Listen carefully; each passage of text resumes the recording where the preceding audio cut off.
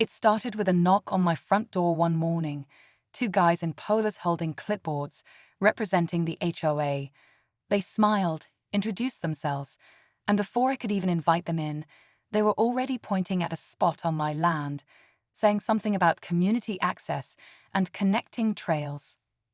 I live on a pretty peaceful ranch outside town, nothing fancy, just acres of land, a few horses, and a whole lot of quiet. So when they said they needed to build a bridge through the edge of my property, I was more confused than anything. A bridge? Here. Over what?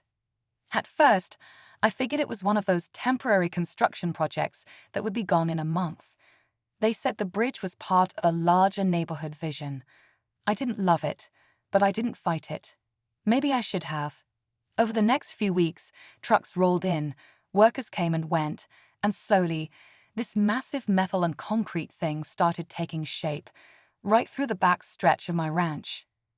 They never asked how it affected my land, my livestock, or even the quiet I bought this place for. They just built. But here's where things took a turn. The day of the big test. That's what they called it, like it was some kind of school project. The bridge was finally finished. The HOA had people out there watching, even filming it. They'd brought a few vehicles to drive across, showing off its strength and stability. And I'll admit, for a few minutes, it looked solid. Until it wasn't. Right in the middle of that test, with the whole neighborhood watching, the bridge suddenly groaned, tilted, and collapsed. Completely. Concrete cracked, steel twisted, and two of their trucks went down with it. Nobody was hurt, thank God, but the damage? Massive. And the worst part? That collapse wasn't as accidental as they want you to believe. I had seen things in the days leading up to it. Conversations, shortcuts, warnings they ignored. So what really happened? And why was this bridge even built in the first place? That's where things get interesting. A few days before the collapse, I started noticing things that didn't sit right with me. One of the construction workers, a younger guy named Miguel, looked nervous every time the project manager showed up. I'd catch him walking the edge of the bridge alone, staring at the support beams, muttering under his breath. I asked him once if everything was all right, and he just shrugged and said, "I just follow orders, man." That stuck with me, because from the way he said it, it felt like someone wasn't listening to concerns that needed to be heard. The HOA have been acting strange too. Originally, they told me the bridge was meant to improve community access to the trails behind the ranch. But when I looked into it, there was nothing in the original plans about any new trail system. No public announcement, no community vote, nothing. It was like the whole thing had been rushed through behind closed doors. I even went to a couple of HOA meetings, and the moment I brought up the bridge, people got quiet, real quiet, like I had said something I wasn't supposed to. Then there was the inspection report, or rather, the lack of one. When I asked to see any safety documentation or permits, they kept pushing it off, said it was being finalized. One guy even laughed and told me, "This is more of a formality project," whatever that meant. I found out later that the engineering firm they used had been flagged before for cutting corners on previous jobs, and the same firm was responsible for signing off on this bridge. It started to feel less like a project for the community and more like a fast-tracked favor for someone. The more I dug, the more things didn't add up. Why was this bridge so important to them? Why build it on my land when they had other options? And why did it fall so easily, almost like it was meant to? That's when I realized this wasn't just bad planning or cheap materials. Something bigger was going on. And the more questions I asked, the more doors started to close. As the days passed, I couldn't shake the feeling that this bridge collapse was only the tip of the iceberg. I started talking to neighbors, trying to piece together what else might be happening behind the scenes. Some of them were tight-lipped, others clearly worried. One older couple told me quietly that the HOA had been pushing for more improvements in the area for a while now, but no one really knew what those improvements were.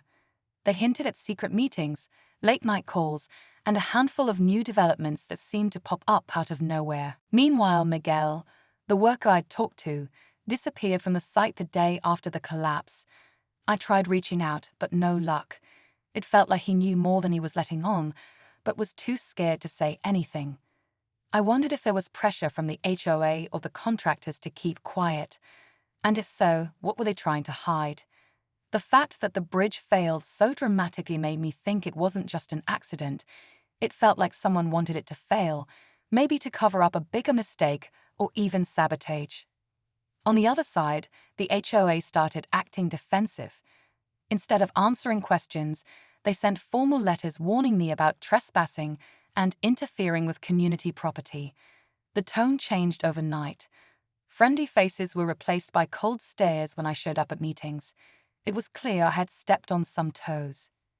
Digging deeper, I discovered there were plans to connect the bridge to a new private development, something the HOA hadn't disclosed to the community. That explained the urgency and secrecy.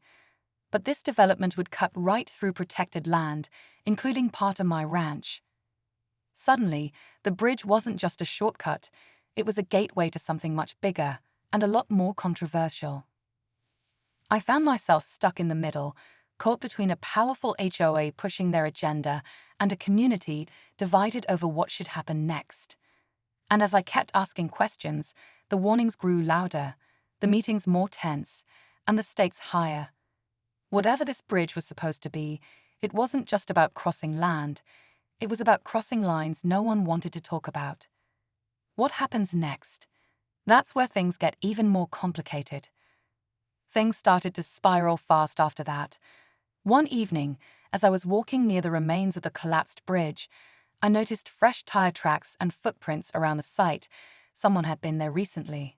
That night, I heard strange noises outside my house, like voices whispering and a vehicle speeding away down the dirt road. It felt like someone was watching me, or maybe trying to send a message.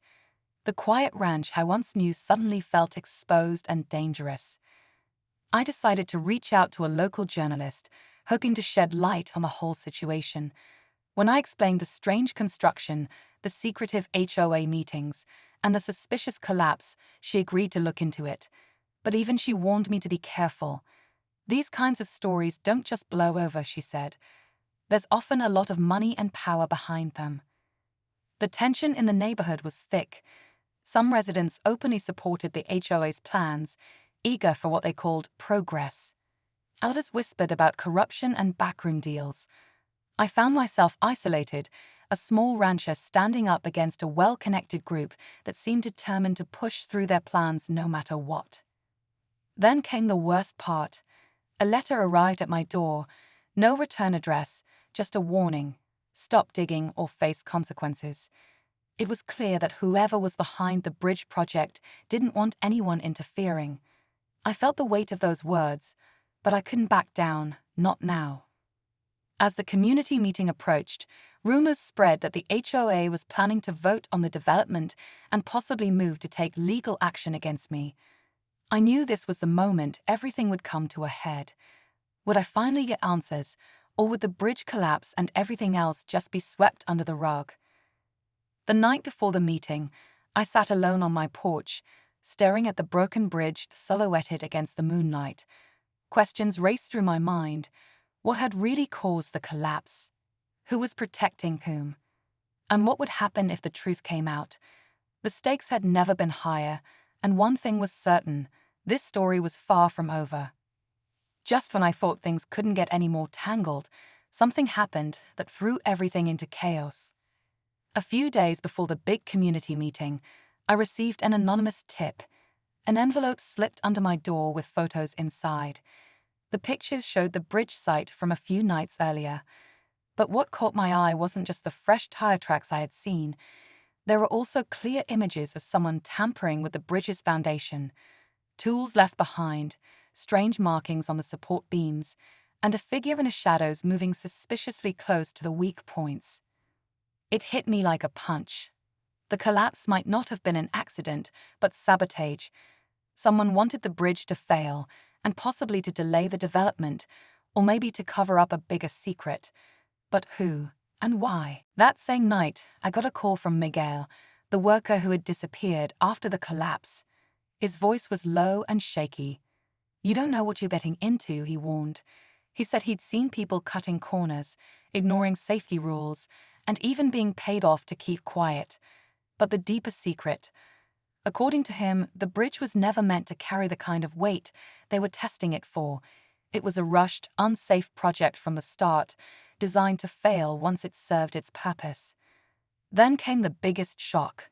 Miguel told me that the HOA president had a private deal with a real estate developer, someone planning to buy up land around the ranch for a luxury housing complex. The bridge was supposed to be the first step in opening access to that land, but when some members of the community pushed back, someone decided to stage the collapse to buy time or stop the project altogether. With this new information, the stakes exploded. I wasn't just fighting for my land anymore. I was caught in a battle involving powerful interests willing to risk safety and honesty for profit. And with the community meeting hours away, I had to decide how much I was willing to risk to expose the truth, because not everyone wanted that bridge to stay down, and not everyone wanted me to speak up. The night of the community meeting arrived, and the tension in the room was almost unbearable. People were packed into the small town hall, whispers filling the air as I prepared to share everything I'd learned. I had the photos, Miguel's recorded statement, and evidence of the rushed construction and safety violations. I wasn't just fighting for my ranch anymore. I was fighting to stop a dangerous project fueled by greed and deception. When I stood up to speak, the room went quiet. I laid out the facts: the secret deal between the HOA president and the developer, the sabotage caught on camera, and the bridge's unsafe design. Faces in the crowd shifted from confusion to anger. Some neighbors admitted they'd been kept in the dark, others felt betrayed. The HOA president tried to interrupt, denying everything, but the proof was too strong. Just when it seemed like things were turning in my favor, the unexpected happened. Miguel stepped forward from the back of the room, looking nervous but determined. He confessed that while he tried to do the right thing, he'd been pressured into helping stage the sabotage because he feared losing his job and worse. But he also revealed something no one expected. The collapse had triggered a hidden flaw in the land beneath the bridge. The soil was unstable, and if the bridge had held, it might have caused a much bigger disaster, possibly endangering homes nearby. The room went silent as the weight of that truth sank in. The bridge wasn't just a problem of corruption or poor planning. It was a real safety hazard that needed immediate attention. The community realized this project couldn't continue as planned. The HOA president was forced to step down, and the developer pulled out amid mounting pressure and investigations. But as relief started to settle, a final surprise hit me. The night after the meeting, I found an unsigned letter slipped under my door. It wasn't a threat this time, it was a warning. Someone wrote that while the bridge was stopped, other plans were already in motion, bigger than I could imagine. The fight wasn't over, not by a long shot. After that meeting, things slowly started to settle down, but I knew this wasn't the end of the story. The HOA president's resignation opened the door for a new group to take charge, people who'd promised transparency and respect for the community's voice. The developer's withdrawal was a huge win for those of us who cared about preserving the land and the peaceful way of life here. It felt like, finally, the truth had made a difference. Miguel found the courage to speak openly, and though he faced some tough consequences for his role in the sabotage, he also became a voice for change, reminding us all how fear and pressure can push people into difficult choices. His story showed that sometimes the biggest battles aren't just about land or money, but about standing up for what's right, even when it's hard. As for the bridge, the engineers brought in independent experts who confirmed the soil issues. The plans for any new construction were put on hold indefinitely, and the community started working together to protect the ranches, trails, and open spaces we all value. I felt a new sense of hope, knowing that, despite all the tension and conflict, we could still come together for the greater good. Looking back, this experience taught me a lot about power, trust, and the importance of speaking up. Sometimes, the biggest threats come from hidden agendas and silent corners, but shining a light on the truth can change everything. My ranch is still my sanctuary, and now it's also a symbol of resilience and community.